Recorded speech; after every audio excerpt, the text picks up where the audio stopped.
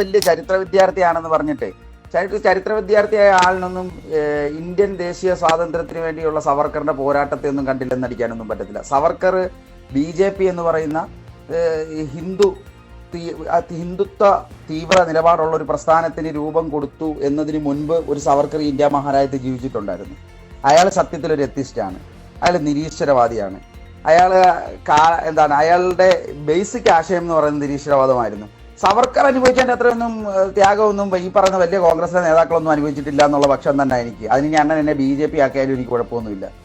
അയാള് ഈ നമ്മുടെ കാലാപാനി സിനിമ ഉണ്ടല്ലോ, ആ സിനിമയിൽ കാണിക്കുന്ന ക്യാരക്ടർ ഉണ്ടല്ലോ, അത് ജെനുവിൻ ക്യാരക്ടറാണ്. അയാൾ ആ കാലാപാനി ആൻഡമാൻ അവിടുത്തെ ജയിലിൽ കിടന്ന് പീഡത്തിൽ കെട്ടിയിട്ടുള്ള അടി, തൊഴി, ഇടി അതിനെല്ലാം കൊണ്ടുകൊണ്ട് അവിടെ കിടന്നുകൊണ്ട് അവിടുത്തെ ജയിലറയ്ക്കുള്ളിൽ കഴിഞ്ഞ ആളുകളെ ദേശീയത ഊട്ടി ഉറപ്പിച്ച് ദേശീയ സ്വാതന്ത്ര്യ സമരത്തിന് വേണ്ടി പോരാട്ടം നയിക്കാൻ ആക്കിയിട്ടുണ്ട്. 14 വർഷത്തിൽ കൂടുതൽ ജയിലിൽ കിടന്നു. അപ്പോൾ സവർക്കർ മോശം ഒന്നുമല്ല. ഇന്ത്യൻ സ്വാതന്ത്ര്യ സമരത്തിന് വേണ്ടി ഇവിടുത്തെ അഭിനവ കോൺഗ്രസിൻ്റെ അകത്തെ പല നേതാക്കളെക്കാൾ കൂടുതൽ ത്യാഗം സഹിക്കുകയും തല്ലും കുത്തും ഇടിയൊക്കെ ഒരുപാട് കൊണ്ട ആളാണ് അയാൾ.